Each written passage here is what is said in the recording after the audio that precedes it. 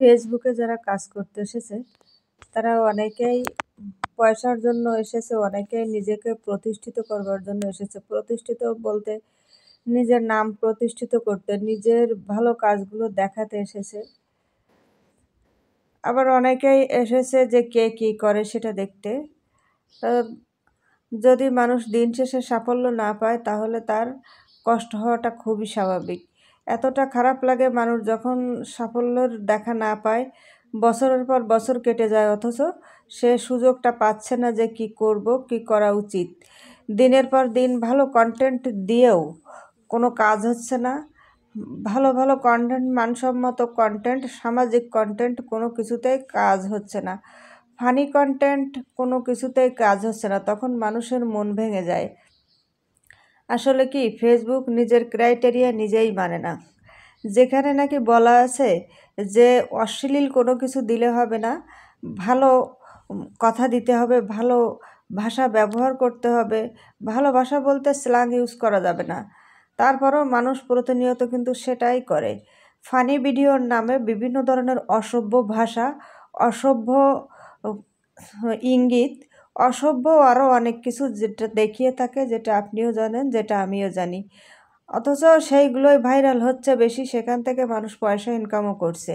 আবার অনেকে এই বলে সান্ত্বনা দিচ্ছে যে ওরা বেশি দিন টিকবে না, ওরা যে কয়দিন টিকছে সেই কয়দিন যা করে নিচ্ছে তাতেই তো অনেক কিছু হয়ে যাচ্ছে। এটাই বাস্তবতা যে দুর্নীতির এই যুগে সব কিছু দুর্নীতিগ্রস্ত। ফেসবুক তার বাইরে যাবে কেন?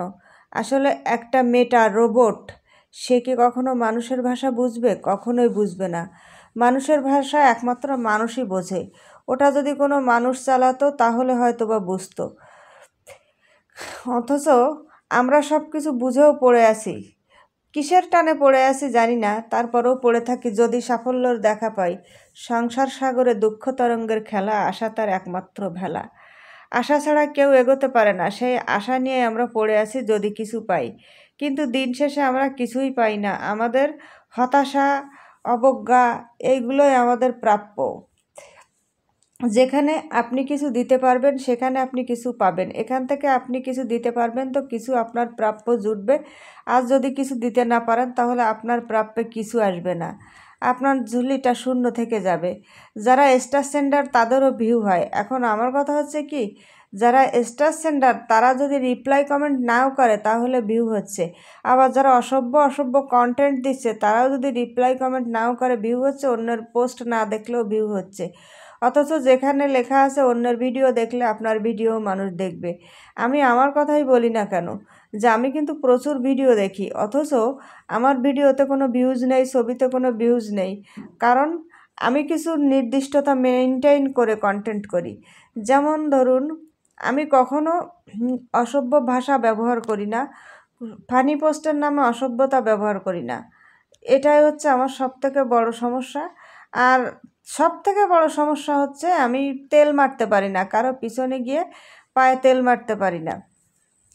তো যেটা বলছিলাম, সত্যি একজন মেটা মানুষের মনের ভাষা কখনোই বুঝতে পারে না। বুঝতে পারে না এই মানুষটা কি বলতে চাচ্ছে, এই মানুষটার কি বলা উচিত। যেখানে কোনো কথা বলার স্বাধীনতা নেই, যেখানে কিছুই পাওয়া যায় না, সেখানে দিনের পর দিন পড়ে থাকা। যদি কাজ না থাকে তাহলে যখন সময় পাই তখন আসি, যখন সময় পাই না তখন আসি না। মানুষ এসেছে যে যাই বলুক না কেন যে আমার নামের দরকার। আসলে নামের সাথে সাথে মানুষের রুটি রুজিরও দরকার হয়। না খেয়ে শুধু নাম দিয়ে কী হবে?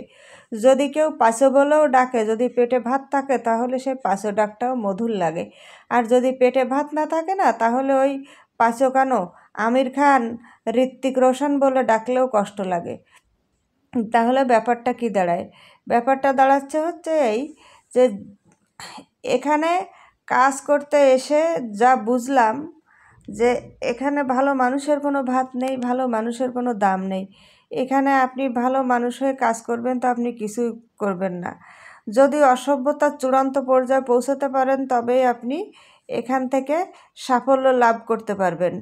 আর যদি আপনি তেলবাজ হতে পারেন, হুজুর হুজুর করতে পারেন, তাহলেও হয়তো বা কিছুটা সম্ভাবনা আপনার আছে।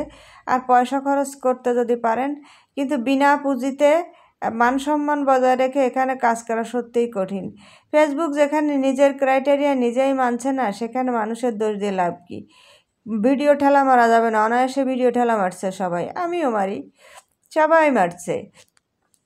ভিডিও কারো সামনে দিচ্ছে না, সার্চ করে যাওয়া যাবে না। আপনার কাছে যদি কোনো স্বার্থ থাকে তাহলে আপনার ভিডিও লোকে ঠিকই সার্চ করে এসে দেখে যাচ্ছে।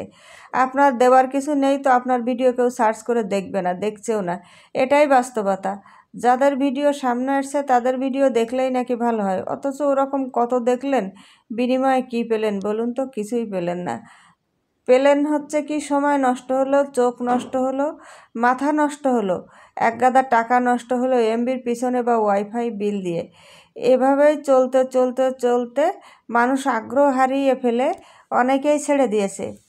আজকেও আমার অনেকের সাথে কথা হলো, তারা ছেড়ে দিয়েছে কারণ তাদের পার্সোনালিটি বজায় থাকছে না, তারা নিজস্বতা ধরে রাখতে পারছে না বলেই এই ফেসবুকটা ছেড়ে দিয়েছে। আসলে ভালো মানুষ তো, এই জন্য তারা থাকতে চায়নি।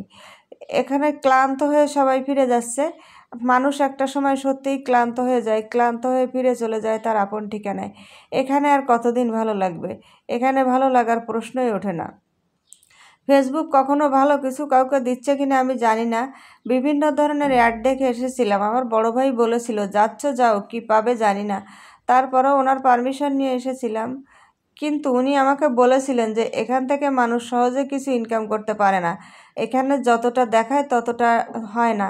আসলে ওনার কথাই ঠিক, উনি শিক্ষক মানুষ তো, ওনার অন্তর্দৃষ্টি